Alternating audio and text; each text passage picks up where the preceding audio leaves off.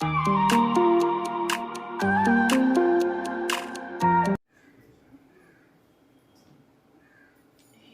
Everyone, कैसे हो सब। आई होप आप लोग बेहतर होंगे। काफ़ी वक्त हो गया था वीडियो क्रिएट किए हुए। आप लोग को मैं फर्स्ट ऐड पढ़ा रहा था, एक और दूसरे क्लास में टॉपिक चल रहा था सेल्फ फिजियोलॉजी, दोनों छूटा हुआ था। इस बीच लाइफ में काफ़ी सारे प्रॉब्लम्स आ गए थे, बिजी हो गया था मैं, काफ़ी शेड्यूल भी बिजी हो गया था। बट वापस कम बैक आ गया हूँ और आप लोगों को एक बार फिर से welcome at the platform of easy इलाज। इस फर्स्ट एड की क्लास में हम लोग देखेंगे कि फर्स्ट एड अप्लाई करने से पहले किन किन बातों को ध्यान रखना चाहिए। लास्ट क्लास के फर्स्ट एड वाली क्लास में हम लोगों ने देखा था कि फर्स्ट एडर बनने के लिए क्या क्या क्वालिटी होना चाहिए। अगर मैं फर्स्ट एड अप्लाई कर रहा हूँ तो मेरे अंदर क्या क्या क्वालिटी होना चाहिए, यानी फर्स्ट एडर बनने के लिए क्या क्या क्वालिटी होना चाहिए। आज हम लोग देखेंगे कि फर्स्ट एड अप्लाई करने से पहले किन किन बातों पर ध्यान देखें। बाय ऑब्जर्वेशन पहला पॉइंट आता है। इस पॉइंट में हम लोग देखेंगे बाय ऑब्जर्वेशन मतलब बॉडी को अच्छे से देखेंगे, चेकआउट करेंगे कि बॉडी में कहीं पे एक्सटर्नल ब्लीडिंग हो रहा है कि नहीं। दैट मीन्स चेक करेंगे एक्सटर्नल ब्लीडिंग। अगर एक्सटर्नल ब्लीडिंग मिला, कहीं से एक्सटर्नल ब्लीडिंग बॉडी के किसी पार्ट से ब्लीडिंग हो रहा है, खून बह रहा है, तो फिर वो भी देखेंगे कि एक्सटर्नल ब्लीडिंग सीवियर है या नहीं है। अगर सीवियर है तो हम लोग आगे उसका फर्स्ट एड अप्लाई करेंगे, सीवियर नहीं है तो फिर भी देखेंगे क्या फर्स्ट एड अप्लाई करेंगे। यानी फर्स्ट ऑफ ऑल पहले हम लोग को एब्जॉर्ब कर लेना है बॉडी को कि बॉडी से कहीं भी एक्सटर्नल ब्लीडिंग हो रहा है नहीं, कहीं से जैसे हेड से, अपर लिम्ब से, लोअर लिम्ब से, थॉरिक्स वाले नीजल ब्लीडिंग, कहीं से भी किसी टाइप का ब्लीडिंग हो रहा है कि नहीं। यानी check external bleeding. If bleeding, अगर ब्लीडिंग हो रहा है तो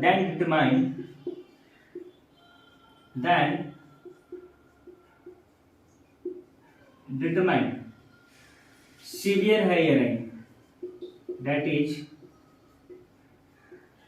सीवियर और not.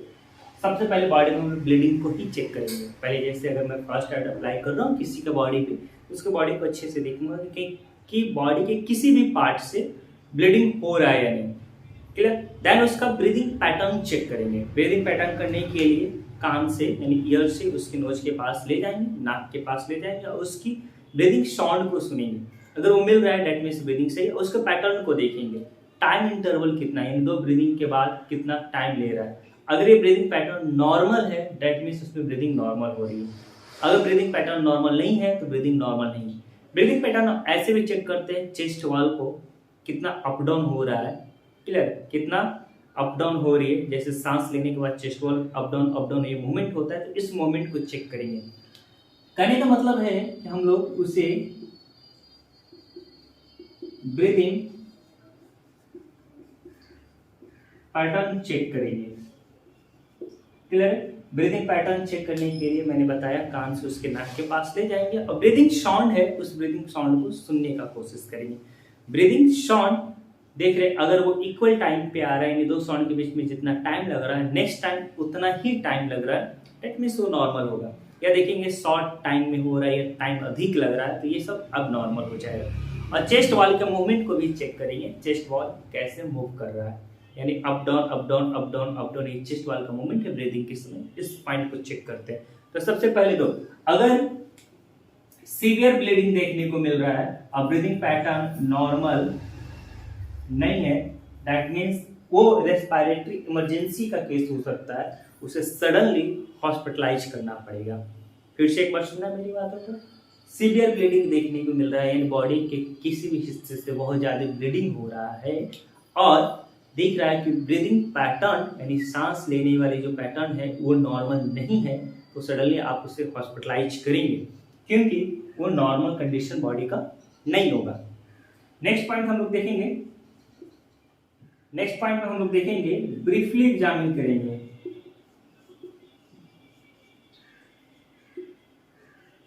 Briefly examination of body. हम लोग ब्रीदिंग पैटर्न देख लिया, सॉरी हम लोग ब्लीडिंग देख लिया और ब्रीदिंग पैटर्न देखने के बाद बॉडी को थोड़ा ब्रीफली एग्जामिन करेंगे। जैसे स्किन का कलर देखेंगे, स्किन कलरेशन। स्किन कलरेशन का मतलब है कि स्किन का कलर देखेंगे, क्या स्किन का कलर लाइट है या नॉर्मल कलर है या फिर डार्क है। 3 कलर स्किन का दिखेगा, लाइट, फिर नॉर्मल जैसा स्किन का कलर उसका होगा वो दिखेगा, एक डार्क कलर दिखेगा। ये ऑक्सीजन का परसेंटेज बताने में मदद करेगा। मान लिया जाए किसी के बॉडी में ऑक्सीजन का डिफिशिएंसी हो रहा है तो उसके बॉडी का स्किन डिस्कलर होने लगेगा, ब्लूइश या ब्लैकिश होने लगेगा, यानी डार्क कलर होने लगेगा। तो डेट मीन्स स्किन का कलरेशन चेक करने पे, स्किन का कलर चेक करने पे पता चलेगा कि उसके बॉडी में ऑक्सीजन है या उसका डिफिशिएंसी हो रहा है। अगर ऑक्सीजन का डिफिशिएंसी हो रहा है तो स्किन का कलर मैंने बताया डार्क होते जाएगा।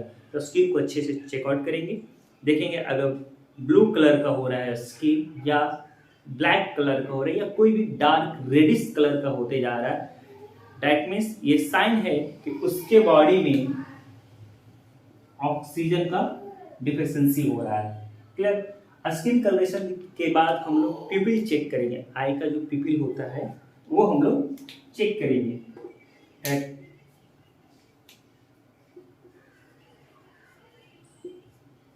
पिपिल आई का चेक करेंगे। आई का पिपिल चेक करने के लिए लाइट आई पे हम लोग डालते हैं, जनरली टॉर्च का इस्तेमाल करते हैं या लाइट में भी देखेंगे। आई का पिपिल अगर लार्ज हो रहा है, स्मॉल हो रहा है या रिएक्ट ही नहीं कर रहा है तो देखेंगे। लाइट पे रिएक्शन देखते हैं, रिएक्शन ऑन लाइट, ठीक है। किसी टॉर्च के मदद से या कोई भी लाइट के मदद से जो पॉइंटेड लाइट हो आई पे डालेंगे। आंख पे डालने के बाद देखेंगे आंख सिकुड़ रहा है या आई का पिपिल या फैल रहा है या फिर कोई रिएक्शन नहीं देख रहा है इस पॉइंट पे। ये शो करता है कि आपके बॉडी का मोटर न्यूरॉन्स एक्टिव है, यानी आप अभी किस कंडीशन में हो, कॉन्शियस के किस लेवल पे हो, ये बताएगा, ठीक है। तो अगर रिएक्ट कर रहा है यानी आई का कॉन्ट्रैक्शन और रिलैक्सेशन पिपिल का जो पार्ट है वो नॉर्मल है, दैट मींस नॉर्मल है, यानी जिसका दिस नॉर्मल हो सकता है। अगर उसका रिएक्शन नॉर्मल नहीं दिखेगा या कॉन्ट्रैक्शन रिलैक्सेशन नहीं दिख रहा है, दैट मींस उसे जरूरत है तुरंत फर्स्ट एड अप्लाई करके हॉस्पिटल भेजनी। देन यहाँ पे हम लोग चेक करेंगे, अगेन ब्रीदिंग को चेक करेंगे। अगेन हम लोग ब्रीदिंग चेक करेंगे, यानी उसका सांस ले रहने की ब्रीदिंग चेक करने के लिए फिर कान को नाक के पास लगाएंगे, चेस्ट के ऊपर हाथ को ऐसे टच करके फील करेंगे, चेस्ट वाल का मूवमेंट हो रही है। कान को नाक के पास लगाने के बाद सुनेंगे कि ब्रीदिंग का साउंड आ रहा है, नहीं सांस लेते थे आवाज आती है उसे ब्रीदिंग साउंड बोलते हैं, वो ब्रीदिंग साउंड आ रहा है। अगर वो ब्रीदिंग साउंड आ रहा है तो हम लोग बोलेंगे भाई ब्रीदिंग है। और इस पैटर्न को चेक करेंगे, चेस्ट वॉल का मूवमेंट का up down up down up down, इस पैटर्न का मूवमेंट को देखेंगे। ये नॉर्मल कर रहा है, दैट मींस ब्रीदिंग अभी नॉर्मल है। तो पहले ऑब्जर्वेशन में हम लोग ब्लीडिंग देखेंगे, ब्लड फ्लो कर रहा है या नहीं, उसके बाद ब्रीदिंग पैटर्न चेक करना है, फिर ब्रीफली एग्जामिन करना है बॉडी को। थोड़ा डीप एग्जामिन करने के लिए स्किन का कलर देखेंगे, स्किन का कलर चेंज हुआ है या नहीं हुआ है। चेंज होने में लाइट कलर या डार्क कलर होगा, ऑक्सीजन के लेवल को बताएगा। अगर डार्क कलर हो रहा है तो हाइपोक्सिक कंडीशन में होगा, वो बताएगा। पिपिल का रिएक्शन देखेंगे लाइट पे पिपिल रिएक्ट कैसे कर रहा है, इस पॉइंट को देखेंगे। फिर हम लोग ब्रीदिंग पैटर्न देखते हैं, ठीक है। ब्रीदिंग पैटर्न चेक करेंगे, ब्रीदिंग चेक करेंगे कि ब्रीदिंग का क्या पैटर्न है। कान लगाकर नाक को सुनने का कोशिश करेंगे कि साउंड आ रहा है या नहीं आ रहा है। फिर क्या कोशिश करेंगे, चेस्ट वाल को मूवमेंट का ऑब्जर्वेशन देखिए कि इसका अप डाउन हो रहा है कि नहीं ब्रीदिंग में। इसमें एक और पॉइंट होता है सर्कुलेशन ऑफ ब्लड,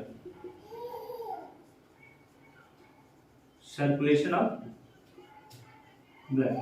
जनरली इसमें हम लोग ब्लड प्रेशर को मेजरमेंट करते हैं। सर्कुलेशन ऑफ ब्लड यानी ब्लड हमारे बॉडी में सर्कुलेट कर रहा है प्रॉपर्ली या नहीं कर रहा है, या काफी फास्ट काफी तेजी से ब्लड हम लोग को बॉडी में सर्कुलेट कर रहा है या काफी स्लो सर्कुलेट कर रहा है। इस चीज को जानने के लिए ब्लड प्रेशर मेजरमेंट होता है। बीपी इंस्ट्रूमेंट के थ्रू बॉडी के ब्लड प्रेशर को देखेंगे। अगर ब्लड प्रेशर नॉर्मल है दैट मीन्स बॉडी के अंदर ब्लड का सर्कुलेशन नॉर्मल है, यानी बॉडी के अंदर जो ब्लड है आर्टरी वेन में वो नॉर्मली फ्लो कर रहा है। अगर ये ज्यादा है दैट मीन्स बॉडी के अंदर आर्टरी और वेन में जो ब्लड है वो काफी फास्ट फ्लो कर रहा है, ठीक है। इस चीज को पता करने के लिए ब्लड प्रेशर मेजरमेंट करते हैं। यानी ब्लड का प्रेशर को मेजरमेंट करते हैं बीपी इंस्ट्रूमेंट के थ्रू। या फिर देखते हैं बॉडी के अंदर ब्लड काफी स्लो फ्लो कर रहा है या नहीं। क्लियर? तो ये 4 पॉइंट ब्रीफली एग्जामिन करते हैं। स्किन का कलर चेक करेंगे, पीपल को चेक करेंगे, लाइट पे रिएक्ट कर रहा है या नहीं, ब्रीदिंग पैटर्न को फिर चेक करेंगे और ब्लड प्रेशर मेजर करेंगे। ब्लड प्रेशर मेजर करने के बाद पता चलती है कि ब्लड का सर्कुलेशन बॉडी में कैसा है, अधिक हो रहा है यानी काफी फास्ट सर्कुलेट कर रहा है, या काफी स्लो सर्कुलेट कर रहा है, या नॉर्मल कर रहा है। काफी फास्ट स्लो कर रहा है तो हाइपरटेंशन यानी ब्लड प्रेशर उसका बढ़ा हुआ है, काफी स्लो सर्कुलेट कर रहा है तो हाइपोटेंशन यानी ब्लड प्रेशर काफी कम है, और नॉर्मल कंडीशन। इसके बाद हम लोग और भी काफी सारे पॉइंट्स को देखते हैं फर्स्ट एड अप्लाई करने के पहले। मैं बताता हूँ वो सारे पॉइंट्स क्या हैं।